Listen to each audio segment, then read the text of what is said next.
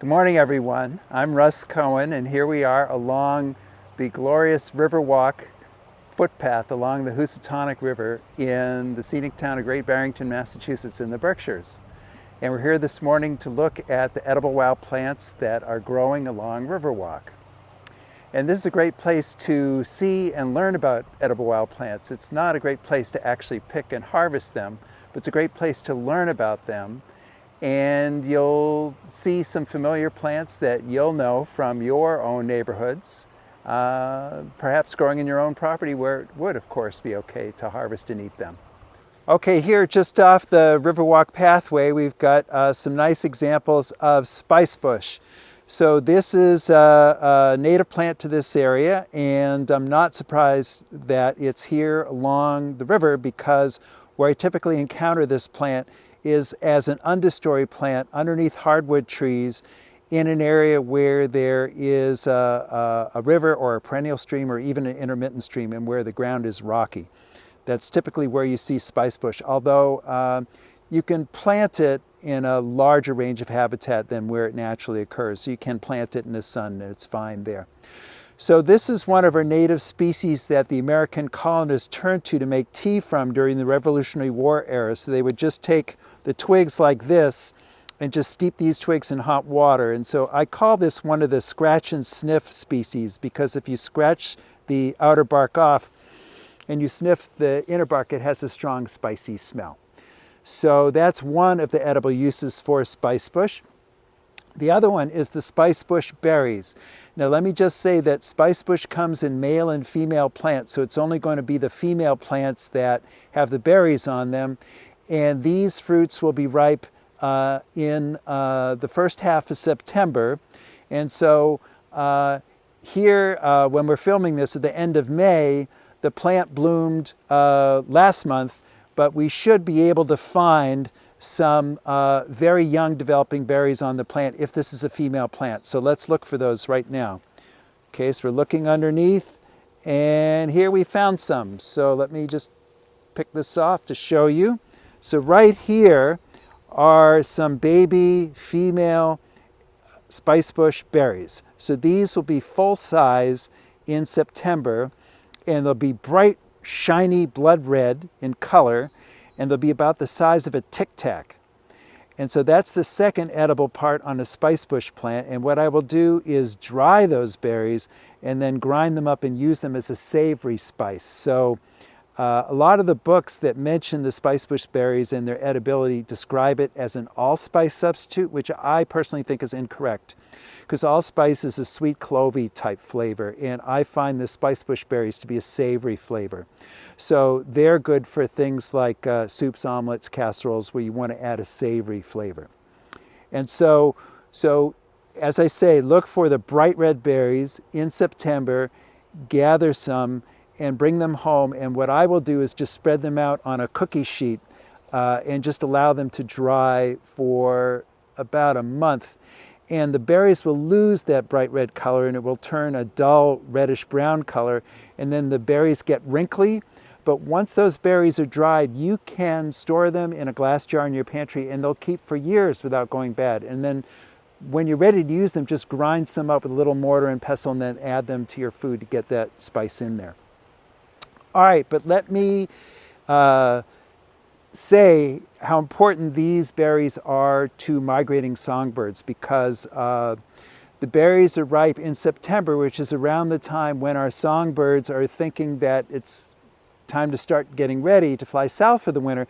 And so what they will do is try to fatten up and add some body weight to fuel their southward migrations. And the spicebush berries are very high in lipids, which is a vegetable fat. And the songbirds know that. And so they will seek out the spicebush berries to eat to fatten up. And so if you're going to harvest spicebush berries from the wild, it's very important to leave lots of berries on the plants to make sure the birds get all they need. Here just off the pathway at Riverwalk is a nice patch of a native member of the Rubus genus, and this particular one is called the flowering raspberry.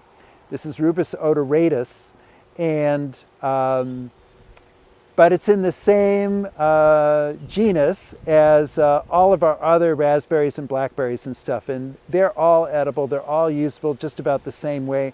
So you do not need to know what exact species you have. But this one is definitely one of the more distinctive looking members of the genus because, first of all, it has these maple-like leaves. That's different from most of its kin that are raspberries and blackberries.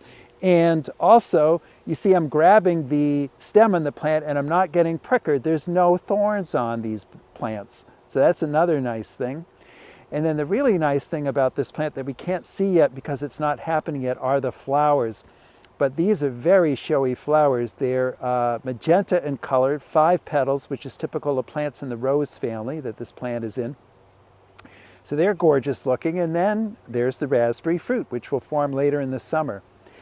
And I'll have to say that probably a regular red raspberry fruit is a little bit nicer tasting than these flowering raspberries, just because the red raspberry fruit is juicier. But these are perfectly edible and they have a nice flavor and they're fun to nibble on as you encounter these plants along the trail, or you can occasionally find enough that you could actually make something from the flowering raspberries. So this would certainly be a species worth considering for your yard for planting, even if you never ate it, just to look at it, because it is a visually appealing plant, especially when the flowers are out. And I'll just tell you that where I tend to see this plant is where the ground is damp and in dappled sunlight, and that's exactly the conditions we're finding it here at Riverwalk. But if you have a place like that, then flowering raspberry would be a good thing to consider growing. All right, let's see what else is here.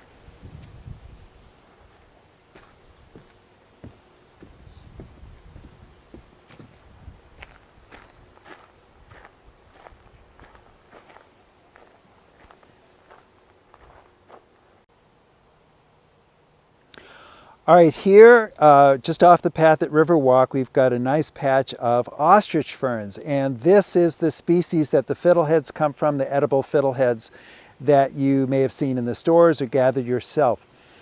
Now, almost all ferns go through the fiddlehead stage. So not all fiddleheads are edible, though, because most fiddlehead species don't taste good. I only know 2 species that taste good and only one that's safe to eat in quantity, and that's this one, the ostrich fern. So I'm going to teach you the ways to distinguish the ostrich fern from any other species of fern.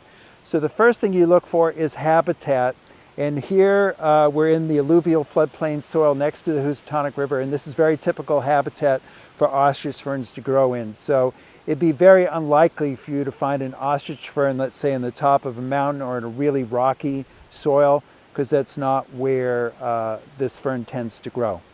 Second thing you want to look for is the ostrich ferns tend to grow in a vase-shaped clump, which you see here. And when these fronds are at the curled up edible stage, the fiddlehead stage, the little clump of fiddleheads is also in a vase-shaped clump. Next thing to look for, and I'll just pick one of these fronds to show you, is if you look at the center of the frond, you'll see that there's a gouge running down the entire length of the stem. And if you cut this in cross section, you'll see that it forms a U like a celery stalk. So look for that. And when, once again, these fronds are at the curled up fiddlehead stage, that gouge running down the stem, that's on the fiddleheads too. All right, next thing to look for is the fertile fronds, which is the spore-bearing fronds, and here's one right here. So this is how the plant reproduces, and you won't find these attached to every clump of the ostrich fern fiddleheads that you'll see, but you typically, in a patch of ostrich ferns, you'll find at least one of these. And you'll see on the stem of the fertile fronds, it's also got that gouge running down it. So that's a helpful characteristic. And then the last distinguishing feature that I can't show you right now because we're not at the right time to see it, is when those ostrich fern fiddleheads are at this stage, the edible stage, on the outside of this part, the curled up part, which is called a crozier, you'll see these brown papery scales. that flake off really easily with your fingers. So that's distinguished from, let's say, a wool that you'd see on the outside of a cinnamon fern fiddlehead. So you want to see the brown papery scales that flake off really easily with your fingers. So combination of that, the vase-shaped clump, the gouge running down the center, the alluvial floodplain soil, those are the characteristics of the ostrich fern to distinguish it from other things. Now you do have to boil ostrich ferns to make them safe to eat. There's actually an enzyme in them called thiaminase, which breaks down thiamine, vitamin B1 in your body. So you can actually develop a vitamin B1 deficiency if you eat insufficiently cooked fiddleheads. So I encourage people to boil them, I would say at least 4 or 5 minutes. Some people might say even longer. And then after you do that, you could eat the fiddleheads just plain, or that would be the time to think about what other dishes you'd use the fiddleheads in, like soups or omelets or casseroles. But do boil them first before you eat them. We have found a little surprise on the ostrich fern, and that is this moth right here.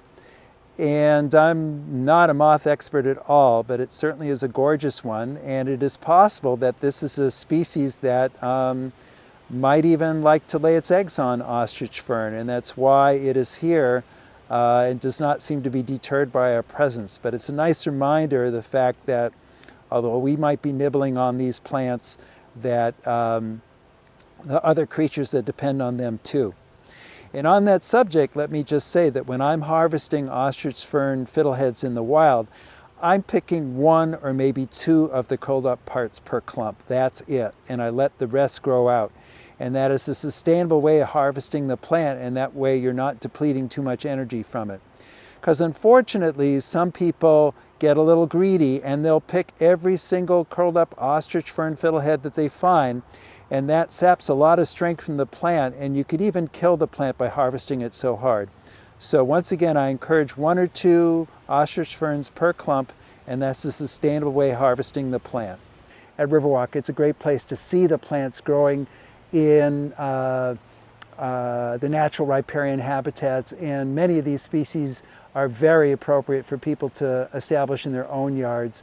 And perhaps they'll get the idea from seeing the plants at Riverwalk that, gee, this plant is nice. It would be nice to have this in my own yard, and then they can establish their own growth there. And of course, once the plant's growing in your own yard, you can nibble on it all you want.